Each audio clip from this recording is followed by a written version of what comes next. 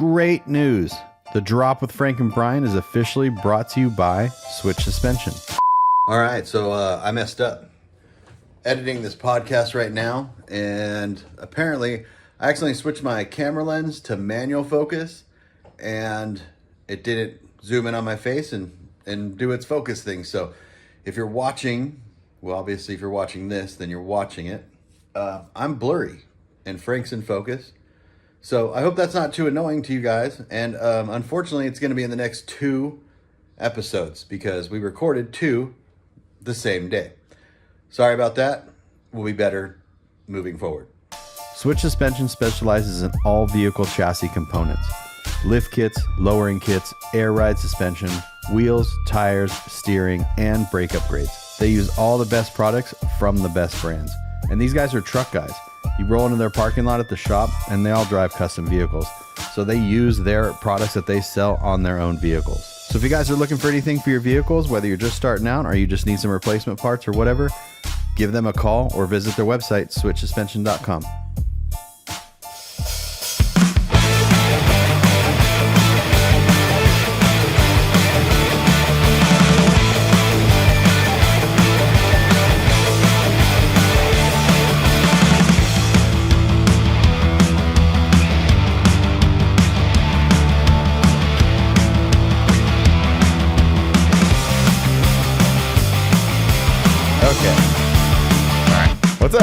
What's up?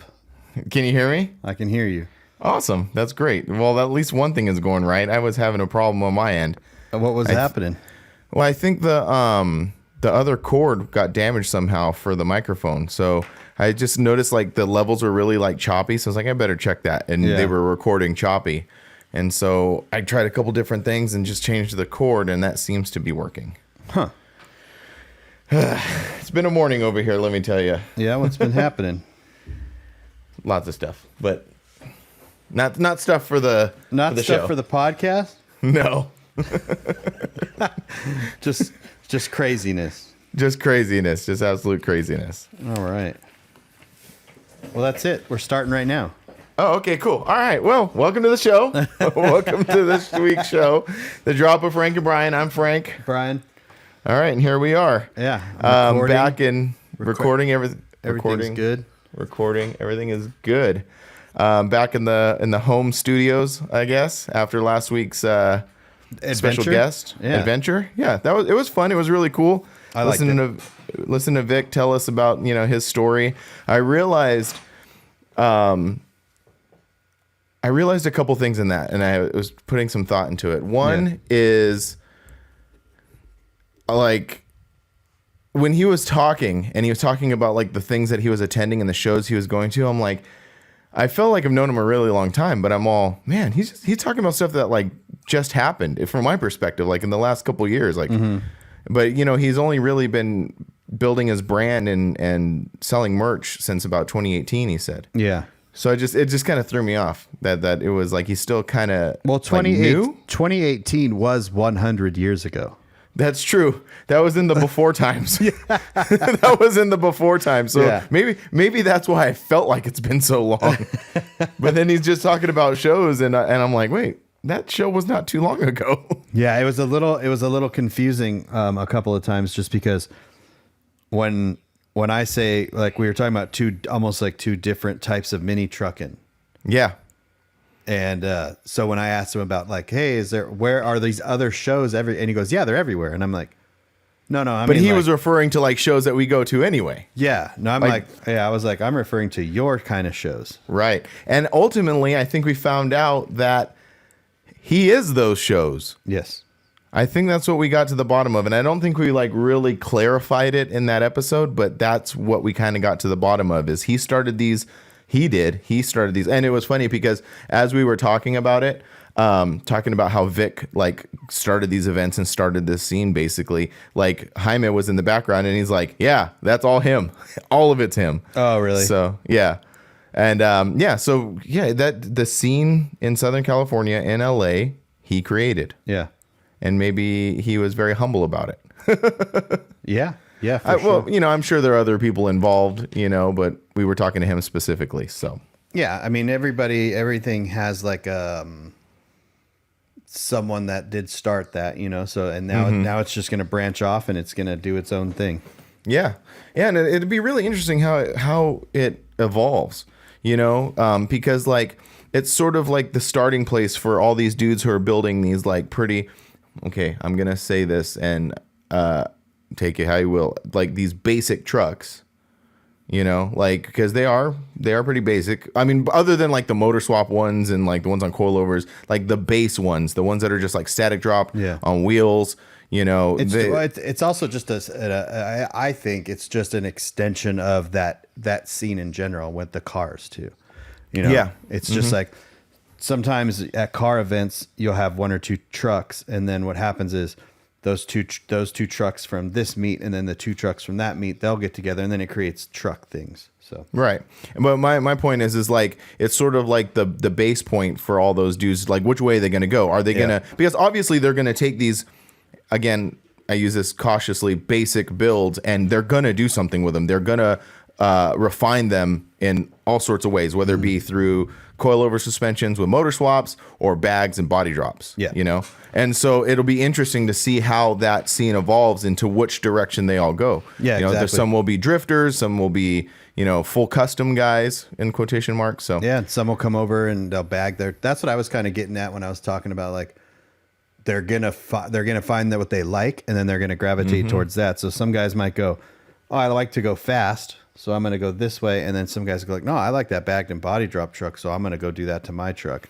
What's really fascinating to me is like what it runs parallel to is just like back in the, I talk often about like, the 60s, car counterculture, and the same thing happened back then. You had guys building race cars to drag, and then those were like the hot rods, and then you had the guys who were building like customs, like shaved door handles and changing the headlights and changing the taillights and lowering them. So it's really interesting that it's following the same like trajectory as it did back in the day. And it also follows this, and I say this quite a bit because I'm now realizing it more and more, that all of this follows the same trajectory as every single car. It doesn't matter if you drive a 69 Camaro, a rat rod, a lifted truck, a squatted truck. Like, we all have our preferences and we all have our whatever, but it's all the same thing because it's just a social thing, and so. No, I thought the same thing. And I've always said that about the scene. I always had a hard time with like saying scene or saying like, Sport's the worst one. Yes, I'm still not on board with that one. But just because like I didn't want it to seem like a lot of people refer to it as like high school stuff, But you know what? I'm not old, but I'm not young by any means. So like I've seen it, like you said, in everything. It is a scene, it is a group, it is a social experiment, I guess. It is, because as you get older, and even through high school, everyone's like, "Oh, this isn't high school." Well, it's this. Yes, it is, because you're just maneuvering through this social platform. Which is life, and you're just like, "Oh, I like this, and I like this, so I'm going to go hang out with people that like this and this," and then those thises are similar to these thises, and so eventually you get together. But it's just a.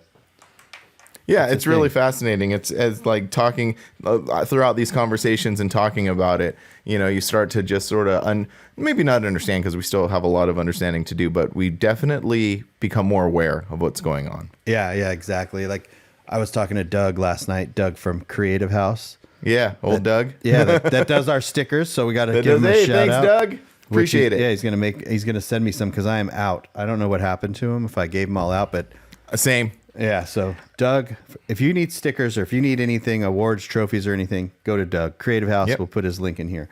Yep. But we were talking last night, and he said, I get it now. And I go, what do you mean? He goes, those guys that have Corvettes, and they just get together with other guys that have Corvettes, and then they like, oh, look, I got this mod, and then I got this. And then I was like, I had the same revelation. I think it was at Dino's or maybe it was at Last Resort. I call them the Farmer Boy cruise nights. Like the the Tom's cruise nights, the Farmer Boy, the local hot rod guys. They get together, they pull out their camping chairs and they sit behind their truck and they talk to their buddy next to them, and then they're just like, and then 2 hours later, they pack up their chair and then they go home. Yep. And I'm like, I like that. I enjoy just doing that. And so now I get it. And the older you get, I think the more that becomes a thing. So I mean, a big proof of that is our club. Like we're able to do that. I mean, we're going to get together this weekend. It's our Christmas party this weekend. But I don't see those guys every day. I don't see those guys every week. I don't even see those guys maybe every month, but when we get together, it's just so much fun because there's no, it sounds really weird, but there's no strings attached. You know what I mean? Yeah. Like you hang out, you drink, you have fun, you just laugh. And then you're like, all right, man, I'll see you in a little bit. I'll see you at and the then next you go do your life and then you deal with your life. And then, no, it's great. But before in my earlier years, it was my life. Yeah. Like I would be like, we're hanging out this weekend and we're hanging out next weekend and we're hanging out next weekend. And if you're not hanging out with us next weekend, what's your problem? And you know what I mean? Like, why aren't you hanging out? Hey man, maybe now, that's just, and maybe. Now it's this whole thing. Life. So if you're in your 20s and you're listening to this and you're like, these guys are, you will be here. Yeah. Oh yeah. And you will appreciate the times that you stay home just as much as the times as you get together with your buddies. Yep. Absolutely. And that's a great segue into talking about Severed last weekend. Because I didn't go. Yeah, Frank didn't go. Remember, welcome back to the letdown with Frank. Speaking of letting people down. Speaking of letting the whole group down. And doing non-truck related things. Yeah, I went to Universal. Yeah. Here we introduce Frank from Kustom Life, who doesn't do anything anymore. Right. Yeah, I know that. Well, I mean, it just, again, it's life, man. Like, well, it always it always sounds like it's I'm gonna go, and then as it gets closer, you're like, there's a lot involved. You gotta get the trailer, you gotta do this, and well, the theme of this podcast is transparency, and so I will be transparent. Dino's was so much fun. I had such a great weekend. I get in the car, we're driving home, just cruising. I'm like, I got to do this again in 2 weeks. Yeah. And then not only do I got to do this again in 2 weeks, I have to have the booth and and like you said, the trailer, the booth, then setting up and breaking down. Which by the time I got home, I was like, okay, fine. It's what I'm doing. It's what I do. Okay, cool, fine. And then a few days goes by, and then Angie starts looking at our passes for Universal, and she's like, hey, these are expiring like in a week. Like, we need to go. And, maybe I won't go with you, and I'll take the kids. And I'm like, no, I could go. Yeah. Well, it was a good year to miss. Not saying anything, but it was. Tell me about it. I start looking at weather when I go to the car shows about a week or so before, right? And I started looking at Severed. And I was like, oh, it's gonna be cold. It's gonna be like in the 50s. And then it started to warm up a little bit on the thing, and then it showed rain, and I was like, rain, and it was like 20% chance at noon. And then it stayed that way until I woke up on Saturday morning, and it was like 20% chance at 10 a.m. And then 100% chance at 11. And then it just like the thing kept going, and then it was just like it never stopped. It was just rain all day. So I got there, and Nick from Surface set up next to me, and he was like, I just paid him some money because he's designing a T-shirt for me. He's like, you got my money? I was like, yep, here you go. And he goes, all right, I can go home now. So everybody was kind of feeling it. Yeah, he packed up, and he was like, I'm leaving by 11. And I looked around, and usually, usually I was like, usually I'll set the booth up, and then I sit there and I make excuses of not to go out and video anything. This time I was like, I told Mike, I was like, hey, can you watch the booth for like 10 minutes? You know what I mean? I said, because I didn't have any of my booth people there. You weren't there. Chelsea Lindsay there. Lindsay was stuck in traffic. Lindsay wasn't there. Joe and Morgan were obviously running the show. So I was like, who's going to watch my booth? You're like, hold on. Where's my network? Yeah, it's gone. You guys left me. But so I ran around and filmed the whole show pretty much in like 30 minutes. And then it just started. It didn't start to pour or anything. It just got wet. Yeah. And then they ended up. I think it was like that. Even down here in SoCal, it was doing the same thing. Yeah. Just kind of gloomy and wet and cold, Yeah. So yeah, I saw the photos and stuff, and I was like, oh wow. It made for really good photos though. Oh yeah. No, I saw some great ones. But yeah, then they usually do the limbo and stuff. They didn't do it. They just, I think it was around like 1 o'clock. They like the weather was just going to get worse and worse, so they just said, nope, we're doing trophies now. Wow. And I was home in my pajamas watching TV at like 3 o'clock, and I would say, whoa. Yeah, wow. I text Joe. I was like, I don't hate this. Like, it sucks that it happened, but man, I don't hate like. But you live there and not too far-ish away. So I had did feel my bad, dumbass. You would have been like, well, I guess we're just gonna hang out at Brian's house, right? You would have just driven or just go home. Or just go home. Wow. I felt bad because a couple guys did like fly out from. One guy flew out from New York, Evan. Oh wow. And he's like, I miss Dino, so I had to fly to this. I'm all. Oh, and then boy. he goes, so what's there to do around here in Phoenix tonight? I'm all. I don't know. You can go to like Applebee's or something. Go to Applebee's or something. Oh my gosh. Wow. Well, I guess that all worked out for the best. Yeah. So if there was a year to skip for you, it would have been. It was this year. So good decisions. Well, I am trying not to make it. I can't make it up to like Joe and all of the people who are at Severed, but I am doing something next weekend. I am going to something. I'm going to the what Vic was talking about, the end of the year meetup down in downtown. So it'll be really cool, and like I'm actually got a pretty good little weekend going on. Some non-truck related stuff, some truck related stuff, and the non-truck related stuff on Saturday. Angie and I are going. It's all within the same like downtown LA area. So Saturday we're gonna go down, and there's a Beastie Boys exhibit. So it's like me and Angie love the Beastie Boys, and so like they had this like art exhibit, something I don't know exactly what it is, just something to do with Beastie Boys and like street wear and street art and stuff like that. So that's Saturday, and then Sunday is another art show called Punk Rock and Paintbrushes. Yeah, in fact, the artwork was done by the same people that did that. Just because I am a keen observer of social media presence, I guess. I was like looking at the flyer and I'm like, Grindr TV like this? What? Yeah. The two artists that did the artwork for that are from Ukraine. And I follow them, and they were actually doing a bunch of artwork the other night in the dark because there was no power, because they were being bombed essentially. Holy around. cow. So they were like peeling up back artwork and stuff in the dark in the basement with a flashlight. Whoa. Yeah, it was pretty crazy. But yeah, they did all the artwork. Is some of their art going to be on display there? I don't know. I just know that they did that. They did like the punk rock bowling artwork and stuff too. Oh, that's right. I knew that. Oh, that's cool. Right. Wow. What an interesting tie and all that. I saw that and I was like, I wonder if Frank's going to this.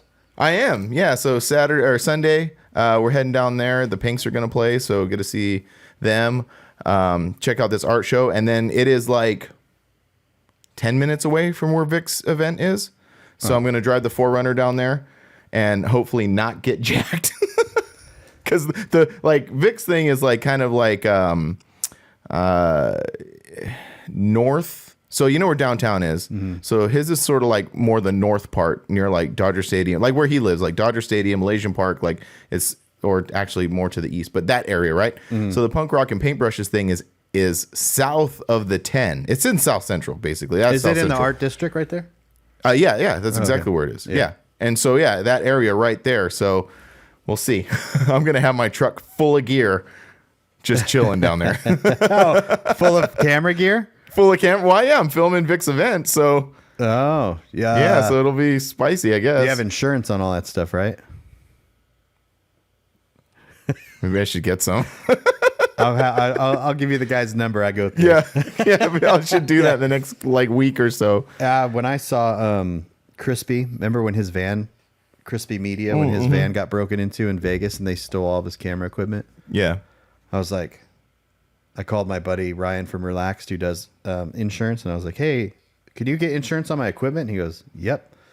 So I did that because...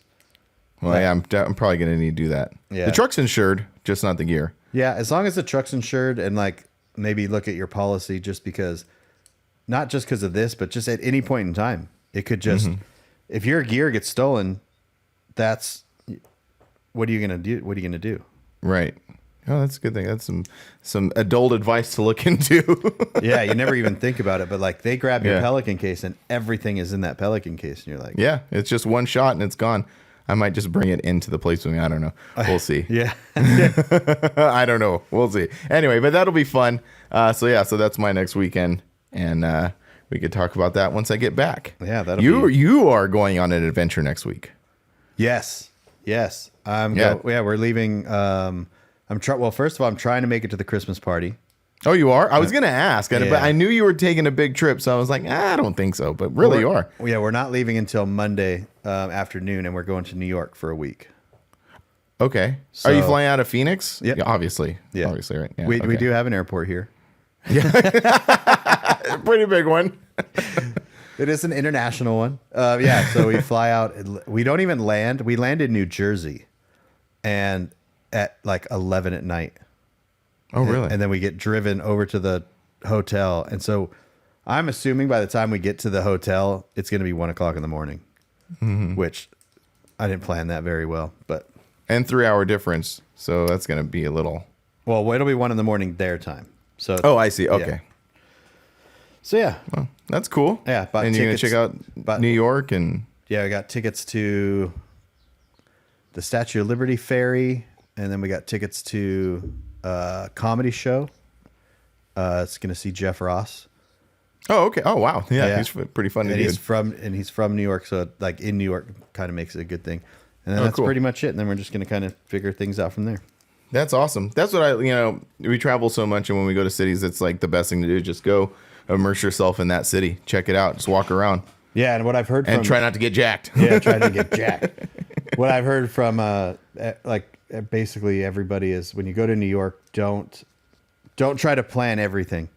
Make a couple plans, but then just leave because you never know what you just get there. You're gonna walk around. You're gonna do whatever. So Yeah, you're going to run into whatever. Those Yeah. are the best adventures, man. The best adventures. they are. So cool. Well, that's the updates of what's going on. Got some questions to answer. We have a lot of questions, but I have something here. Oh, you do? And I've had it for now, I don't know, 2 weeks, but I wanted to open it on. I'm showing the camera now. Oh, I know what that is. But I haven't opened it yet. You haven't opened it yet? Oh, I haven't sick. opened it yet because I wanted to do it on the podcast. Yeah, no, that makes perfect sense. And I didn't want to do it on the Vic podcast because it was just a little, Yeah, that'd be strange. yeah. So what this is our friend Danny from our club,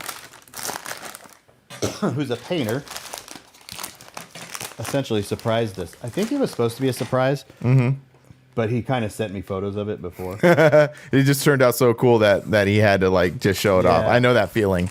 I know that exact feeling. You're like, I'm so proud of this. I have to show someone. Exactly. So, And for our audio listeners, Brian is opening a package. oh, yeah, I'm And- opening a package that's shaped like a skateboard. So Yes. it's skateboard deck. And it's from, oh, this is rad. Nice. This is cool. First, I'll show everyone here. Yeah. And then, That's so freaking cool, man. Damn. That is so rad. Holy crap. Dude, that's so what- awesome. yeah, for our audio listeners, it's like, man, it's a flaked out skateboard deck with our drop logo on it. That's sick. That's And so cool. A ton of purple and reds. And so I told him, I'll set this here, that he has to now do one for you so we could have one in the back of our. Right. Or we could just share custody of that one. Yeah. You get it for 4 episodes. I get it for 4 episodes. Yeah. So I finally am going to have to do something back here so maybe it can be hung up, and we can see it. And yeah, That's so cool. Danny is super talented. Thank you, Danny. We appreciate it Danny. so much. That's so rad. And he's Doghouse Customs on Instagram. Doghouse Customs. He has painted some great paint jobs. Just recently, he finished a couple dualies. He finished Ed from our club, his dually, and then he just recently finished that flamed out dually, right? Which the flames look really, really good. Oh, dude, it looks killer. It looks so good, and I think they debuted it at that toy drive last week up in Fresno, right? Yeah, I think so. Yeah, it's so sick. Yeah, super talented, and you can't forget if you're mentioning Danny, you cannot not mention Patty. Oh yeah. So Patty, super cool, always supporting everybody. One of the people who runs your booth when you are MIA or one of my employees that doesn't get paid. Incapacitated or busy. Yeah. Kim, Glenn, Patty. I've got whoever's there is going to be helping me. So if I ever say, hey, you want to go to the show and hang out? That means, hey, you want to help me run my booth? Right. Yeah. No, that's great. Thanks, Danny. That's so awesome. And I'm going to have him make a couple of these, or we're going to have him make a couple of these and give them away as awards. Oh, that'd be awesome. Sometime next year. Yeah, like mini nats or something. Best something. That'd be awesome. Pick. The drop pick, the best dropped truck, and we will give it to a lifted vehicle. Yes. That's great. That's so cool. So we can either get right into, what are we at? We're about 25 minutes. We can get right into questions, or I kind of have a question for you. Oh, for me? From you personally or someone else? No, from me. Oh, okay. But it was a reaction to some comments that I saw after Severed, and it's about trophies. Okay. And I just wanted to get your take on it, because I think I kind of went over it before, but not really. But I was thinking about it. So at a show, there's awards, whether it's top 50, top 75, or classes or whatever. And then every time after the event, you'll have someone either online or disappointed that they didn't win or whatever, you know what I mean?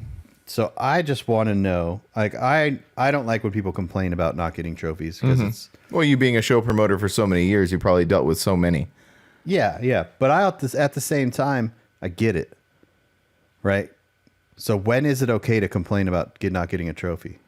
It's a very good question. And I know what you are alluding to, but I didn't hear the whole story. I just sort of like caught a little bit of it. Yeah, and it's not technically about that individual. It just brought up the whole point. It just made me start thinking, like, because I'll get mad. I'm like, why are they complaining? And then I go, okay, well, when is it okay to complain? That's a really good question, and I wish I had a little more time to put some well thought. Man, I don't know. That's a good question. My very first instinct is to be like, never. Yeah, because like me and you are very different than most, because we're not ever going to build the truck to win the trophies. Right. We build the trucks to go and attend the event as a social gathering, to represent our club and to represent us and have fun as an expression of what we like to do. Not necessarily to I'm not going to detail the engine compartment. I'm not going to do this. I'll keep cleanliness. Yes. But showiness to get points, to get an award. That's not what I'm going to do. Yeah. And I'm on the same page. Anytime I win an award, it's just sort of like a cool thing. And I've said this before, when I win an award, I don't consider it like an award, like I'm getting an award. It's just like the truck. Someone has admired that enough to be like, hey man, that's pretty cool. Have this, So yeah. So my perspective is really skewed, and my first reaction is to be, there is no reason to complain ever. However, trying to look at it from a different perspective. If I was a person who dumped, money, a lot of money, time, effort, into this thing to go out and compete for trophies. Man, dang, that's a hard one. That's a really hard one. It is, and I actually didn't put a lot of thought into it. I just jotted it down because I was like, this is kind of because I think there is a valid argument to be had. Since you put a little more thought into it than I have, what's your thought for someone who's competing, building a truck to go out there and compete when they feel like that they have, I don't want to say wronged, but they're more deserving. Go ahead. Yeah. So from a show promoter's perspective, when we were doing our show at Paris, it was a little more competitive because we had classes. But now, and I've made it very, very clear at our Forbidden Fantasy show in Laughlin, it's not about points. It's not a competitive natured show. So if you're going there to win a certain trophy and you don't win that trophy, it's possibly not because we don't judge on any certain criteria except of we like that. And it's not a favoritism thing. It's not we know that person more than this person, so it's not a favoritism thing. And I think that's what a lot of people think. They think that it's a favoritism thing, and they like default to that. Oh, well, it's just their friends that are winning. Like a popularity contest. A popularity contest. At least with me, and I know with my friends that throw shows, it's definitely 100% not a popularity contest. It does sometimes, though. I think that maybe there's a familiarity with vehicles, and if you're like, say it's Severed, you knew it was going to rain, and you are familiar with certain vehicles, so those vehicles, you can just not even look at them and say that I know that vehicle deserves to win or whatever, just because you know the person and you know the vehicle. So there's all kinds of different variables when it comes to awards. But I think then there's also shows, like which shows out there are not club thrown that like I would say like LST, because LST hires a judging crew to come in. Oh, that's interesting. I didn't know that. Yeah, they hire their own. I think they're the guys that they're the Houston Autorama event over Thanksgiving in Houston down there, and they hired them to do the judging. So like now you kind of expect a level of professionalism and knowledge to what's done. So the outcome should be a little bit more unbiased. No, unbiased and just more knowledge based. You know, like what's done to the vehicle versus not. Like me, I don't know if two trucks are next to me, I might not know different modifications on one versus the other. But when you hire judges, they probably should know that. But then again, it's kind of almost impossible to know everything.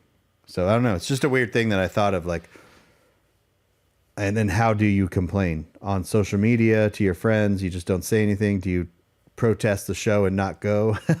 Like, yeah, right. So many things that I've seen people post online about that. So a couple, let me try to dissect a little bit of my thoughts. So talking about like judging a truck based on a point system. So in my old club, we used to help out with Summer Madness back in the day. And we were in charge of putting together the show, rolling the vehicles in, judging. And so there was a few times I lost interest because that's, again, my personality. It's not my thing to sit there and, nitpick a vehicle, but I was a part of it for many times. And so, we would have the judging sheet and we would, write down, paint, graphics, like if it had graphics, if it didn't have graphics, all the little things that could make up the difference. Looking and scoring it on a point-based system. Some of it was a little weird. Like some of it was like tires, like which was a weird one. That for some reason that sticks in my brain. Like that's a weird one. Like why are we judging the tires? But anyway, I digress. But I can get that to where you're looking at trying to objectively look at it. Okay, let's take two trucks that have graphics. Okay, which graphics are laid out better? Which graphics flow better? Which one? And then you're like getting into it and you're trying to take it a really objective look at these two things. Okay, so that's one side of it. So the other side of it is when you were talking about familiarity with a vehicle. That I think is a natural bias that's going to happen because with social media and so much access to these builds, when you go to a show, like if you've seen a truck, maybe subconsciously you're doing it, you see in a truck and you're like, oh, I know exactly what happened. I watched this whole build go down. I know that they did this on the suspension and that they did this really well. And it's actually happened to my truck, to be honest with you, because like if you looked at my truck just sitting there, it's just bagged. Like you don't know, but people who like have followed the build and really know that, oh, the link bars are trussed and then, this was done in a particular way. And so I've actually won awards based on that. People say, oh, well, we know what's under your truck, so we think it's cool. Yeah. That's such a strange thing. Exactly. We've had best engineered at our show or best suspension. And it's like, sometimes how do you know what's under there? And then who's to say that it's done right? So like the best engineered, we always had Max Fish judge it. Like, hey, go, because that was easy, right? Just you go figure it out. Yeah. But Max isn't at our show, so like who judges best engineered? Who's to say? Who's the person that does, you know what I mean? Like when it comes to paint, we'll usually have the paint guys like Danny, who did the skateboard, and Bubba or Dave Prater. These guys are painters for a living. they can see certain things that we can't. So they can judge best paint and pick that out and stuff. But and that is brings up the good point about comparing a show like ours. Let's take that. Let's like compare a show like ours to compared to a show like LST. Ours is that like it's just us walking, and I say us when it's really just a small group of people within our club who like to do that. Yeah. I don't like to do that. Yeah. So there's a small group in our club who like to do that, and they enjoy it, and they'll go out and they'll try to figure out which ones are the top, X in the thing. So that's one end of the spectrum. The other end of the spectrum is what you were saying at LST, where you have a hired designated group of people to judge these vehicles.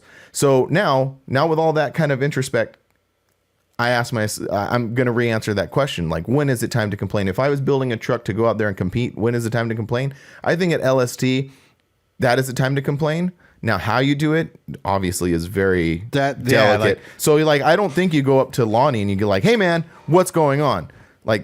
He's like, I don't know. I paid those guys to do it.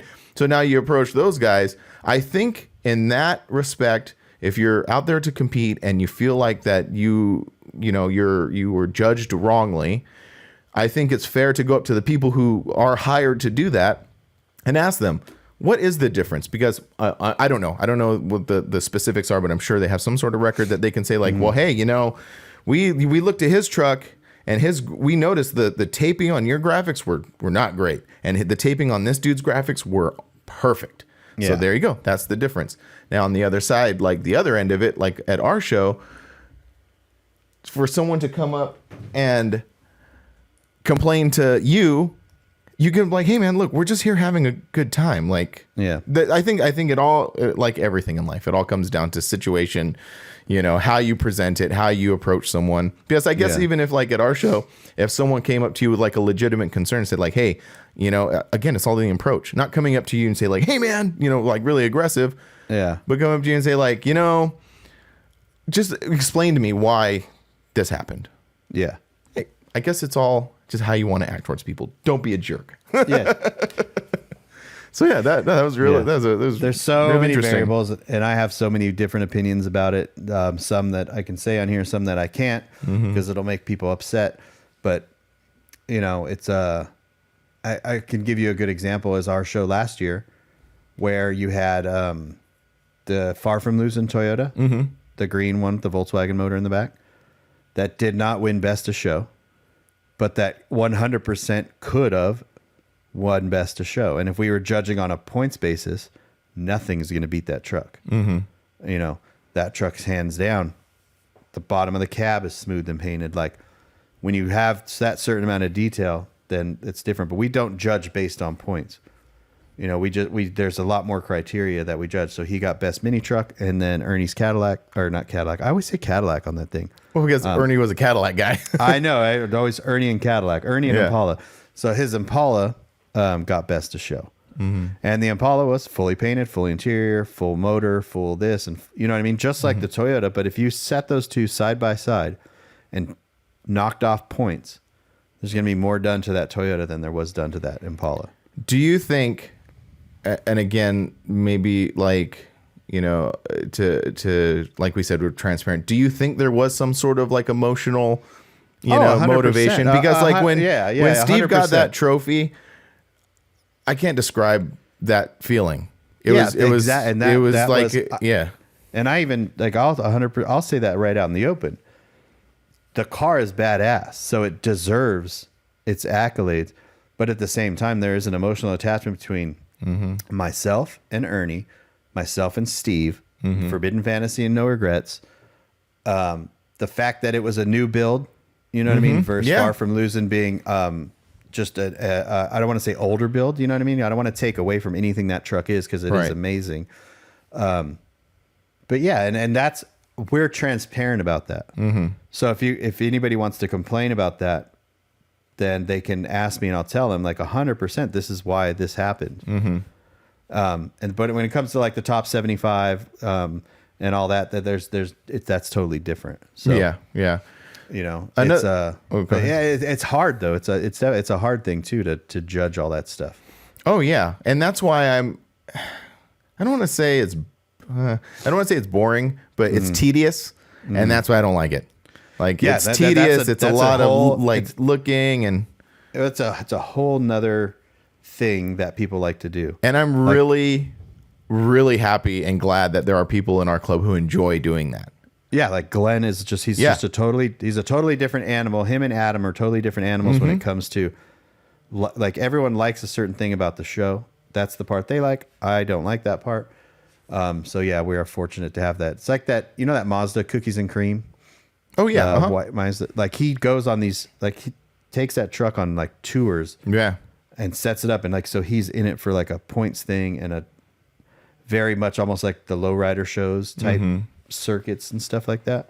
I've always said I admire the people who will get out there at a show and spend 2 hours sitting there polishing and cleaning, and I admire that. I really do, and I respect that. That ain't me, Chief. I mean, you know, we've joked about it a bunch of times. You've seen my lug nuts. That's a different topic. I don't care. No. You have to care and represent your club. I have to care a little bit. I understand. Yes. I'm going on Amazon buy now and buying Frank Love. No, but I totally get it. I totally respect it. So here's another really good question within this subject that I was always wondering, because again, back in the day when we were doing this judging and award giving in my old club, a big theme, not a big theme, but a big point was about vehicles winning more than one trophy. Like, oh yeah. So like we would have a few vehicles there, like, you know, we would be like there in the mud, you know, working it out, and like we're like, well, man, this guy has won best graphics, but he also has really dope interior. So, and I'm like, okay, well, give him both the trophies. And they're like, oh no, man, but he's already won one trophy. And I'm like, yeah, but he has the best interior as well. So I don't know. So what do you think about that? Yeah, so the best of show truck, it got best of show for a reason. You know what I mean? It's not just because he had one particular part of it. It also probably has the best something, whether it's paint, interior, graphics, like something, you know, or is there another vehicle that is not up to par as a whole, but has better interior than the best of show truck? Like, yeah, it's that's a really, really tough thing, because you don't want to give one person a bunch of trophies, but at the same time, if they deserve all of those. Yeah. But then again, because, well, a good point would be like if a truck has already won best truck or even best of show, it's already covered all those bases. Then you can say like, okay, you're the best one here. Like, what else do you want? So like, yeah, but then the guy that won best interior didn't really have the best interior. Maybe I mean, that's a very good point. At the same time, it becomes a little easier because the best of show doesn't have to have graphics. So the best graphics could go to the best graphics. Oh, it also doesn't have to have the best paint. There could be something out there with better, maybe a little bit better paint or maybe a little bit better interior, but. At least the way I do it, or at our show, it's like you have to be over the top. Like if you're best of show and there's someone out there with an equal interior, then we'll give best interior to the guy with that. Or if we like it better than the other one, then we're going to give that way because we just do what we want. Oh yeah, kind of type thing, and that's sort of like maybe the full stop on this whole thing is like the show promoters throwing the show and the people attending it. Like the people throwing the show kind of have the last say. They're like, it's our show. Well, and I have also kind of do whatever we want. Yeah, we've also made it very clear that it's our show's a mini truck style show. So if you rock up with a Dodge Charger, you might not get a trophy because you have a Dodge Charger at a mini truck show. Oh, that's a good point as well. Yeah. You know, it's like with Severed and Southwest, I noticed the few people that were making comments. I went on their Facebook pages and they had like one guy had like a Kia something or other, and one guy had like a kind of like a street truck style, fairly stock Chevy pickup with big wheels on it, and I'm just like, you kind of got to know your room too. So if you go, that's true. If I take my mini truck to Dino's, I'm not gonna, or to a Chevy show or a hot rod show. I mean, a really good example of that is there were a lot of, talking about Dino's in particular, there were a lot of S10s over there. And the only difference is Dino doesn't give awards. So like, Oh, that's true. Yeah. so if you take your mini truck to like, if I took my Toyota Tacoma mini truck and it's bad, right? It's best to show it's this, and I take it to a hot rod show, it might be better. My paint might be better than that dude's 65 Mustang or whatever. But if I don't get that award, that's because I didn't belong there. Yeah, exactly. Yeah, no, that's a really good point. No, that's all great points and a lot of great stuff to talk about. And I'm sure, our audience will chime in as well. I'm sure they got some pretty good points to make, and we'll be like, oh, okay. Also, people just make mistakes. Like there was I remember a guy from, I think he was Local Finesse, a few years ago at the Forbidden Show in the Avi, and he's driving out and he goes, hey man, I didn't get a top 75 and I was just curious why. And I kind of looked at his truck and I go, well, you probably should have, but it was like a black S10 and I believe it was LS swapped. And I'm like, I think we just overlooked it. Which happens. I mean, especially, it's a little more contained at the Forbidden Show now, but if you think back to the Lake Paris days, there are thousands of vehicles there. Yeah. Well, this was at the Avi, so it was still. Well, yeah. But at the same time, yeah, it's just one of those things where sometimes I could be like, and I was part of the picking of the awards back then. The last few years I've given it to Glenn to just take care of. But if I'm walking and I stop at a certain vehicle because I get distracted or I need to go somewhere else real quick and then I come back, I could skip over a vehicle or because, you know what I mean? We just didn't do it in a very refined manner. So, right. Well, and that's because like the theme of that show, not theme, but like one of the things of that show is it's like a relaxed show. Like, everybody's just sort of there to hang out and just have fun. Yeah. I don't know, it's a really interesting subject that's got a lot of different facets to it. And then, how everyone makes, everyone just wants a participation trophy, that whole blah, blah, stupid thing. So we could either do we could give everyone participation trophies and or what if we just didn't have trophies? It works for Vic. Are you still going to come to the event? Or, you know what I mean? Look at Victor's event, Dockweiler. There are 0 trophies there. But it's also free, hundreds. Though. It's also free. So that's the point too. So can you throw a show and charge for it and have no awards? That's a grand. What if this next Forbidden we're like, hey man, thanks everybody for coming. There are no trophies. If the music just goes off, boom, lights go off. Everyone's like, how many people would just like get in their trucks and leave? They would be so interesting. Confused. It'd be interesting. It would be. Just start. That'd be like a grand experiment. People are like, hey, when is trophies? You're like, what trophies? Oh yeah. Also, here's something. Don't ask when trophies are when you get there.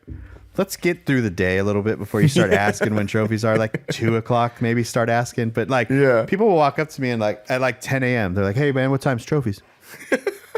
End of the day, man. You like got somewhere to be? Yeah. Where are you going? Where are you going?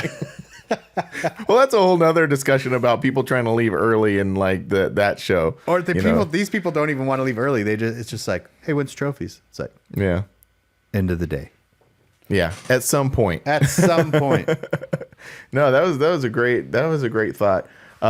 Again, like all of our thoughts that we talk about, we don't know. There's no concrete answers. There's only more questions. Yeah, there's no right or wrong answer. Mm-hmm. What's right? Oh, one other thing that I wanted to, and this is just fluffing up our club and the people in it. One other thing that I really appreciate that people like to do is park cars. Oh, yeah. That's so great. Because I remember like the first year I was petitioning the club and helping out Brent, our member, he tasked me with like parking some cars in one of the parking lots. Oh, did you totally mess it up? I go, I'm the new guy. Oh, I got it. No problem. So I go out there and I'm like bringing them in, and the first row started to get out of hand. And at once it just starts getting out of hand. It's just like, so Brent comes walking over and he's looking, he's like, what are you doing? And I was like, I'm parking these cars. He's all, this looks like a damn Walmart parking lot. We're all like perfectly lined up. It was so funny. I've never parked cars ever again. That dude has told me to stay far, far away. Brent was the best car park. He was so excited about it. He'd get out there. I know, dude. He'd get way into it. Dude, and he hasn't been to the show in a couple of years, and I talk to him all the time and stuff. And I'm just like, when are you coming out, man? We need some Parkers. We need some Parkers because he's the king at it. Yeah. So that was hilarious. So now our listeners are probably wondering, like, okay, man, you don't judge, you don't park cars. What do you do around here? The answer is not very much. Yeah. Which is, and maybe to give like a little peek behind the curtain about like the show and stuff is like, you being the one in charge, you sort of put it out there like, hey, look, if you want to help out, then cool, help out, and usually like it's like a t-shirt thing, like you get a t-shirt, like a staff t-shirt and stuff, right? Yeah, like and at Paris we needed all hands on deck. Yeah, well, that was a different beast. It was a whole different monster, right? Now, the reason that we did change it to Laughlin and change it to this is because it just was no one was having fun.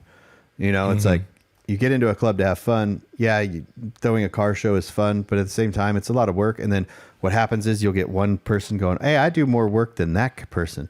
I do more work than that person. And it's like, all right, I don't want to hear this anymore. So when we moved to Laughlin, it was like 100% voluntary. And if you do work, don't get mad at the people that don't work. And if you do work and you get mad at the people that don't work, then don't work. Go do whatever you want or don't come. And vice versa, if like, I don't know, this is just what I've noticed. And vice versa, it's like if you don't want to work and you're like, hey, man, let me get a shirt. Like, no, you're not working. Like that's the trade-off. You go and buy a T-shirt just like everybody else. Exactly. Yeah. And so, and that's, an incentive for the people who do. And I'm part of that latter category. I'm like, man, you guys doing a great job. Yeah, I'm part of that latter category the day of the show about 10 a.m. Okay. I turn off. I'm like, all right, I'm done. I'm not Forbidden Fantasy anymore. I'm now Grinder TV. Oh, okay. Glenn, you guys got this. Yeah. To fluff our club is like that core group of people, Erica and Patty running the front, and Glenn and and Steve, Adam, so many great people doing so many great things. Thanks, guys. For making our lives super easy. To get all the credit. Hey, your club throws that show, huh? That's really cool. Yeah, thanks, man. Yeah. Brian, man, you guys, you throw the best show. I'm like, thanks. I appreciate that. Yeah, that's pretty funny. Oh, man.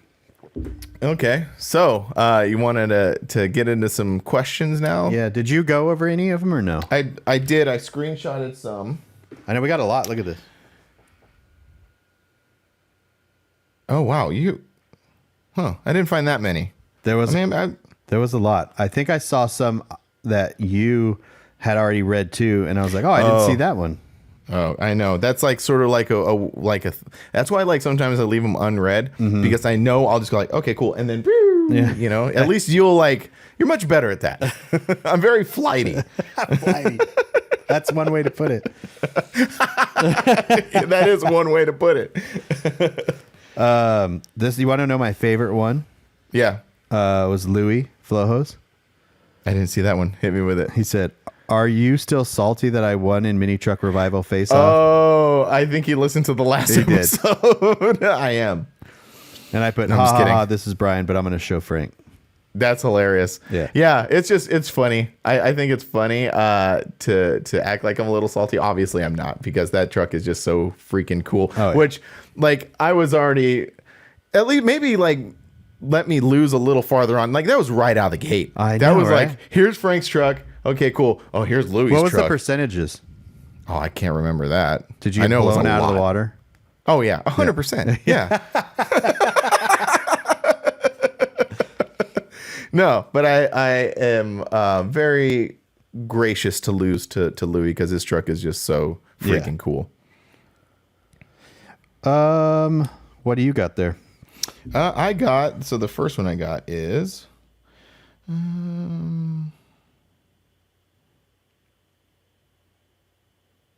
sorry.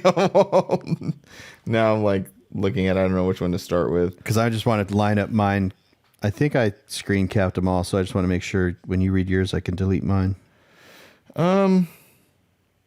Okay, look, we can start with this one because Jaime is seems like part of the world that we're developing here. Yeah. So Jaime says, did you see this one? I did. I was actually had a conversation with Jaime about it after you read it. Oh, okay. Oh, well, let's start there then. So Jaime asks, Why is there a new trend of mini truckers building, in quotes, cars now with strut kits and not body dropping minis anymore, taking the easy way out? He says that's Jaime Silva said that, not the drop of Frank and Brian. Jaime Silva just called everyone out that has a car on struts. So if you want, I know. Which is kind of an interesting to start the conversation. Isn't that a little bit of comparing apples to oranges though? Yeah. Because like, you know, having a mini truck and having a compact car is two different worlds. Like it is. And I use this term in quotations. It is easier to bag a compact car than it is to bag a mini truck, but I don't think it's the same thing. I think a more accurate conversation and a more maybe controversial conversation would be what is the difference. And we kind of talked about this in the last episode with Vic. Like when you're bagging a truck, you're four linking it, you're bagging it, you're body dropping it, is compared to doing like coilovers, that type of thing. I told Jaime, I said it's easier, cheaper, and to some extent, it's easier and cheaper to some extent and trendy. I said that's how this all works. Whatever's trendy at the time or popular, that's where people are going to gravitate towards. You know what I mean? I said, and they look good and they get attention. And a lot of this is about attention. So if you have a car that costs $4,000 to put on bags versus a truck to body drop and bag is going to be $25,000, $20,000, $15,000, whatever. You know, it's and it's the less trendy thing to do. You're going to gravitate towards the cheaper and trendier thing to do that. So. Well, and okay, here's another really good point for that thing, comparing apples to apples. So what about if you had like, I don't know a Lexus, whatever. So you have a Lexus, you bag it, you put the struts on it, you get it to lay out. It's the same, and I'm probably going to get corrected on this, but correct me if I'm wrong, but it's about the same effort to bag a Lamborghini. Yeah. Right. Yeah. It's about the same effort. So then where does that fall? One is obviously a much more expensive car. And I think due to it being a more exotic thing to build, the price difference does go up. Yeah. I don't know if it's the same price to bag a Lamborghini as it is to bag a Civic, but it is the same platform. Yeah, it is. And I think it's just a cost thing too, like people, or an effort thing, or you don't have to cut as much metal to bag a car versus to bag a truck. You know what I mean? So so many truckers will look at it like, oh, it's not a build, or it's not a this, because I actually had to cut my vehicle up where you just bolted up your air struts. Right. But again, apples and oranges. Yep. Now, to make another apples to apples comparison would be, now this is where I think is a little more concise what he's talking about. So if you went out there and you bought the right spindles, the right arms, a 4-link kit, and a really nice air management system, and you put it on your truck, how does that compare to a guy who was just took a Mazda, slapped some bags in the front, didn't even 4-link it, just put it on a leaf spring, bagged it, and then used like and I don't want to be extreme and say like ball valves, because that's a little extreme, but maybe just like a slam block, something easily accessible and cheap. Who's taking the easy way out there? I think that's a more kind of concise argument to have. Or like a C10 where you can bolt everything onto it. That's really good. That's actually a much better, because I don't know where I heard it. Oh, there was a conversation in that Instagram post I posted about the Maverick, that black Maverick. Oh yeah, that thing's so cool. There was an argument there between two guys. One guy was saying, "Oh, C10s are cookie cutter, and this is way more difficult to do than a C10." And then the other guy was saying, "Well, you can't compare this to a full blown build." And it's like, I think that so many people think that if you take a C10 and you buy a chassis for it, you buy a motor, and it just plops together, when there's still a ton of effort there. Just because you can buy it aftermarket and it bolts, quote unquote, bolts up. So that's now saying that it's less, like you said, it's like, just because you slapped some bags in it in your garage, that's a build, versus something that you bought that bolts together is not a build.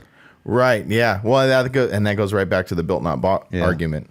The C10 example is really good, because back in the day, before C10s were what they were, we used to have the same argument versus an S10 and a Toyota. Yeah. You know, an S10, you could dial up, you know, FBI back in the day, or, you know, any one of the companies that were building parts, and you could get cups for the front. You could put it together fairly easy. And then even Thorbeck brothers back in the day were making bolt-on Fort-Link kits for S10s, specifically for S10s. Yep. So that's sort of the same, like who is of less build there. Yeah. Again, you know, just like many of the things we have, these conversations we have, there's just too many variables, too much gray area to make a really hardcore thing. Like, I can understand the sentiment like Jaime has behind it, you know, because Jaime is who he is and he builds what he builds, you know, and the same thing that goes for like the guys who are, you know, building trucks in their garages and stuff, opposed to guys who just buying. Like, I am now understanding that I'm understanding their points, and I can see both of them. That's the thing. Sorry, Jaime, I'm not like on your side. Well, he just said bring body drops back again. So I think he's more talking about body drops. Well, yeah, I mean, and that's the other thing. Like, that would be a really good example for my truck.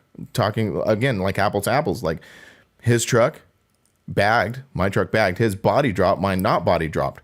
Ton more effort to go into body dropping his truck, you know, than just mine laying frame. Yeah. You know, so is mine less of a build? I don't know. Yeah. Yes.